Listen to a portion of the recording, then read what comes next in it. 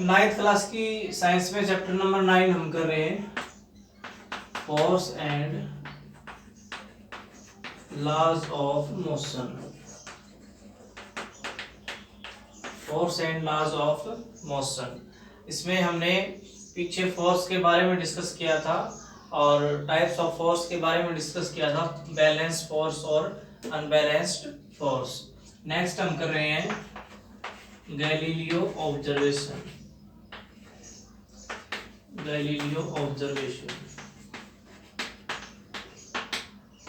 जो गैलीलियो था उसने क्या ऑब्जर्वेशन दी थी हमें, क्या ऑब्जर्व किया था उसने। तो गैलीलियो ने क्या ऑब्जर्व किया था, जैसे हम मान लेते हैं कोई इंक्लाइन प्लेन है हमारे पास इस टाइप से, तो अगर हम इसकी सर्टेन हाइट मान लेते हैं, हम कुछ h हाइट है इसकी, तो अगर हम इस हाइट से किसी बॉल को यहाँ से नीचे की तरफ ड्रा करते हैं तो क्या होता है, ये जो बॉल है यहाँ से जब चलेगी आगे की तरफ बढ़ेगी, तो मान लिया यहाँ पे इसकी कुछ वेलोसिटी होगी, तो जो वेलोसिटी यहाँ पे है, यहाँ से जब ये चलना स्टार्ट करेगी तो इसकी जो वेलोसिटी है वो इंक्रीज होना स्टार्ट कर देगी, वेलोसिटी इंक्रीज। इस केस में फर्स्ट क्या हुआ हमारे पास, व्हेन ए बॉल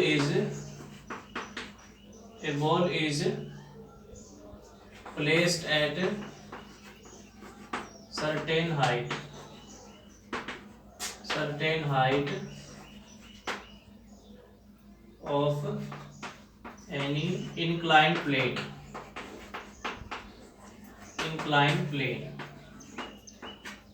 then क्या होता है, velocity of ball increased। Name दे देते हैं पॉइंट को ए बी सी। तो वेलोसिटी जो होगी बॉल की वो इंक्रीज हो जाएगी ड्यूरिंग मोशन। जब ये मोशन में होगी ये बॉल हमारी, तो ये जब सी पॉइंट तक पहुंचेगी तो इसकी वेलोसिटी है वो इंक्रीज हो जाएगी। जो वेलोसिटी स्टार्टिंग में यहाँ पे थी इसकी, वो वेलोसिटी नहीं रहेगी, जब तक ये नीचे पहुंचेगी इसकी वेलोसिटी इंक्रीज हो जाएगी। दूसरा केस जो गैलीलियो था उसने क्या किया था, सेम ऐसा ही प्लेन इसके जस्ट अपोजिट माना था। अगर हम प्लेन को ऐसे बनाते हैं,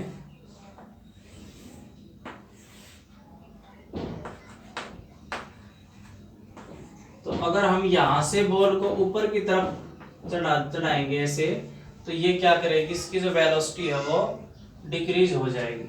जब हम इसको अपवर्ड मूव करेंगे तो इसकी जो वेलोसिटी है वो डिक्रीज हो जाएगी। नेक्स्ट केस क्या बताया उसने, when we move ball upward from C to B, then velocity is decrease। जब हम बॉल को C से B पॉइंट तक लेके जाएंगे तो इसकी जो वेलोसिटी है वो डिक्रीज हो जाएगी, और इतनी डिक्रीज हो जाएगी यहाँ तक पहुँचते पहुँचते कि ये किसी टाइम के ऊपर 0 भी हो सकती है। तो ये दो बात हमने नोट की गैलीलियो ऑब्जर्वेशन से। नेक्स्ट उसने क्या किया था, नेक्स्ट उसने सेम प्लेन कुछ इस टाइप से बनाए थे, जो दो प्लेन है की हाइट सेम रखी उसने। तो अगर हम यहाँ से बॉल को ड्रा करते हैं नीचे की तरफ, तो यहाँ से जो हाइट है इस बॉल की, ये सेम इस टाइप से नीचे आके इस प्लेन के ऊपर जब ये अपवर्ड मूव करेगी तो ये इसकी हाइट बिल्कुल सेम रहेगी। मतलब जितनी हाइट इसकी यहाँ है, यहाँ से अगर इसको नीचे की तरफ मूव कराएंगे हम, तो इसकी जो हाइट है नेक्स्ट जो प्लेन हमारा, इस नेक्स्ट प्लेन के ऊपर सेम इतनी ही हाइट ये डिस्टेंस कवर करेगा ये। तो हाइट और डिस्टेंस दोनों ये सेम कवर करेगा, एक हाइट दूसरा डिस्टेंस। हाइट और डिस्टेंस बिल्कुल सेम ट्रेवल करेगा इस इंक्लाइन प्लेन से इस इंक्लाइन प्लेन तक। और दूसरा जो ये एंगल है इसका, ये एंगल θ1 और ये एंगल θ2, ये दोनों इक्वल होंगे। θ1 इज इक्वल टू θ2। ये एंगल अगर सेम है हमारे पास और हाइट दोनों की इंक्लाइन प्लेन की सेम है, तो अगर हम एक इंक्लाइन प्लेन से बॉल को नीचे की तरफ ड्रा करते हैं तो यहाँ से ये बिल्कुल दूसरी जो प्लेन है इसके ऊपर इतनी ही हाइट को ये कवर कर लेगा। और यहाँ से यहाँ तक जो डिस्टेंस ट्रेवल की है इसने सेम इतनी ही डिस्टेंस ये आगे की तरफ ट्रेवल करता है। तो ये उसने नेक्स्ट ऑब्जर्व किया था। इसके बाद उसने क्या किया था, ये जो एंगल है हमारा θ2, इसको उसने डिक्रीज कर दिया। नेक्स्ट केस के अंदर जो θ2 था हमारा वो लेस देन कर दिया θ1 से। तो उस केस में क्या हुआ, यहाँ से ये जो प्लेन था ये था हमारे पास θ2 और ये जो प्लेन था हमारा ये इसने डिक्रीज कर दिया θ1 मान लिया।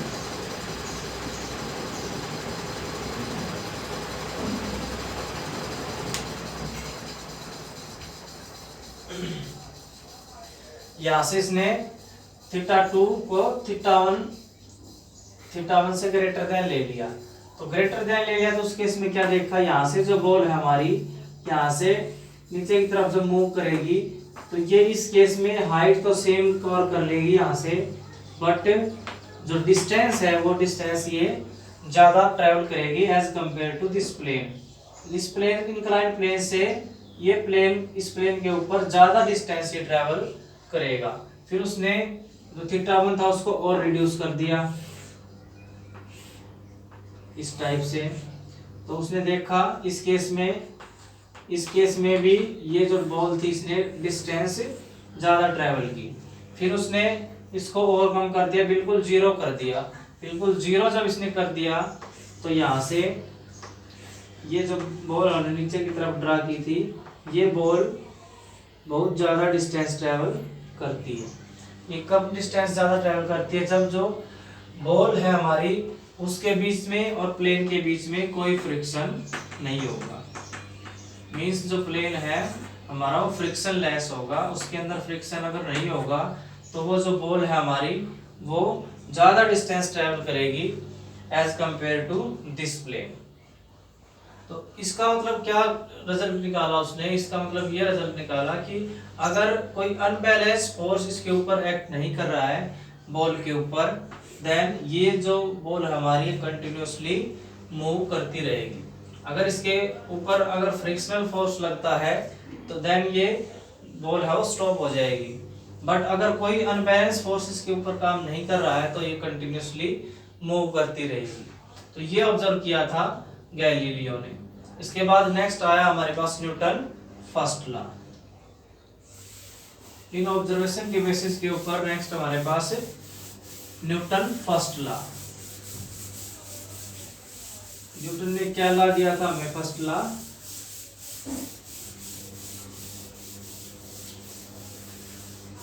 जिसको हम लॉ ऑफ इनर्शिया भी बोलते हैं। Newton first law. Newton first law क्या बताता है हमें, a body move continuously.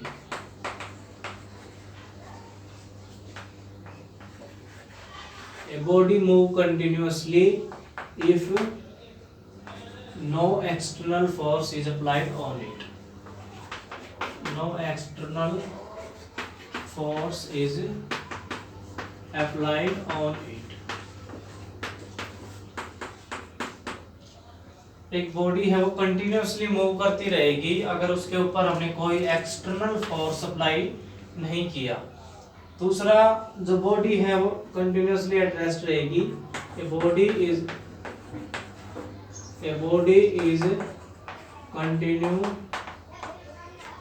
Continue at rest if no external force is applied on it. दूसरा क्या होता है उसने, अगर एक बॉडी रेस्ट पोजीशन पे है तो वो कंटिन्यूसली रेस्ट पोजीशन पे ही रहेगी अगर उसके ऊपर हमने कोई एक्सटर्नल फोर्स अप्लाइड नहीं किया। तो ये जो फोर्स है हमारा न्यूटन फर्स्ट लॉ, इसको हम लॉ ऑफ इनर्शिया भी बोलते हैं, लॉ ऑफ इनर्शिया। तो हमारे पास जो इनर्शिया होता है वो क्या होता है, इनर्शिया को हम कैसे डिफाइन करेंगे, व्हाट इज इनर्शिया। जो इनर्शिया होता है वो किसी बॉडी की इनहेरेंट प्रॉपर्टी होती है जिसके कारण वो बॉडी अपने आप ना तो मूव करेगी और अपने आप ना वो स्टॉप होगी अगर वो मूव मोशन के अंदर है तो इनर्शिया क्या होगा हमारे पास, the inherent property of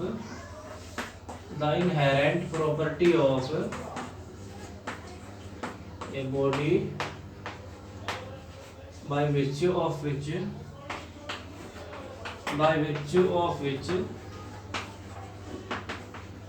it not move and not stop if in motion, it not move and not stop if in motion by itself। एक ऐसी प्रॉपर्टी होती किसी बॉडी की जिसके कारण वो अपने आप ना तो मोशन करती है और ना ही वो मोशन में है तो वो स्टॉप होगी। ऐसी प्रॉपर्टी को हम क्या बोलते हैं, इनर्शिया बोलते हैं।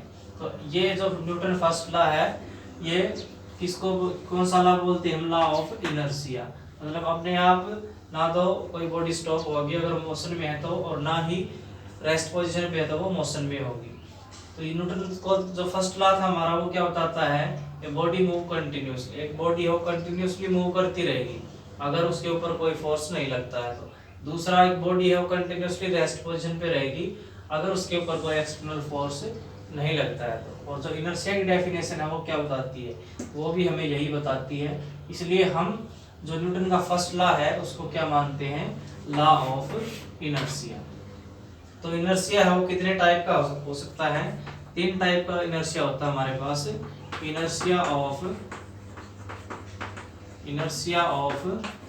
मोशन, दूसरा इनर्शिया ऑफ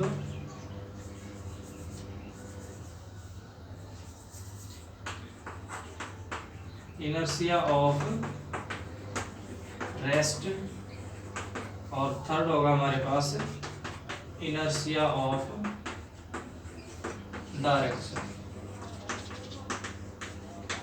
3 टाइप का इनर्शिया हम देख सकते हैं, inertia of motion, inertia of rest and inertia of direction.